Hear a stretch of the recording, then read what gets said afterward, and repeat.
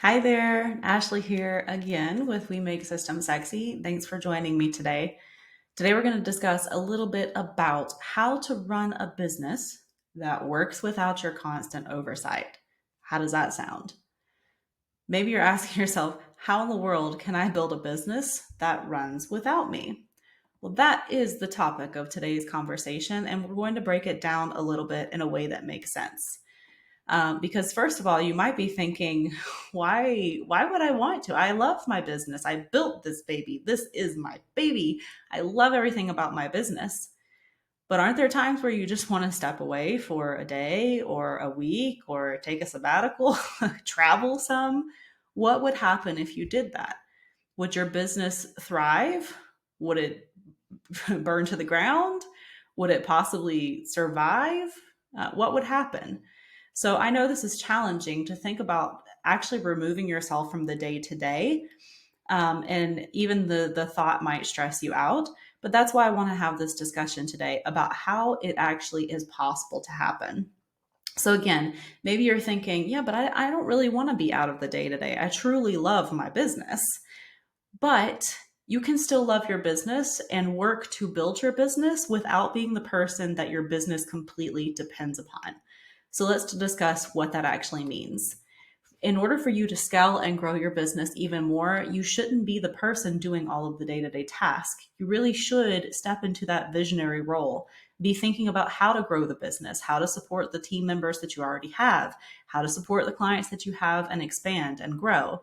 But how can you do that when you're involved in such minute details that you truly don't need to be involved in? Really, the key is making yourself repeatable, replaceable.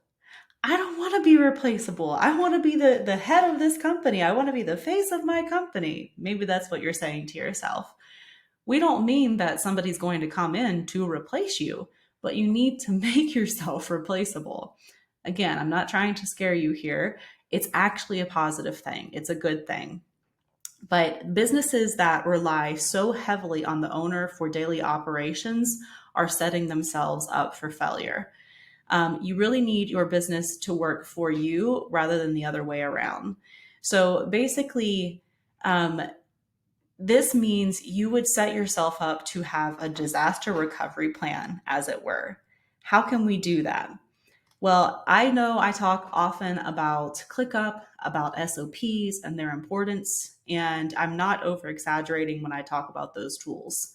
But the first thing that really is important is documenting what's being done, creating those SOPs, not just having the SOPs, but implementing them, having your team members be able to implement them, having your team members be replaceable.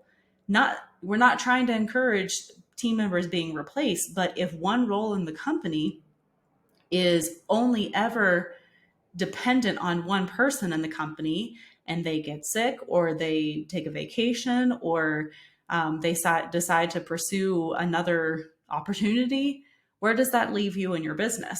In a very vulnerable state.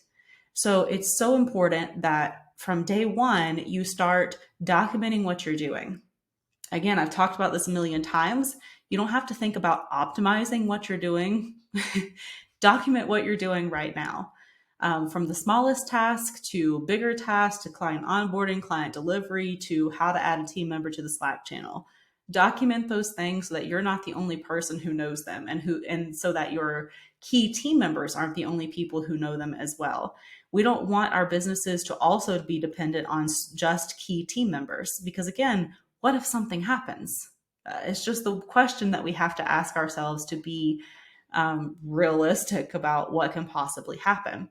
So we have to create a repeatable support system infrastructure in order to have these daily operations run without us there and being afraid that everything's just going to completely blow up.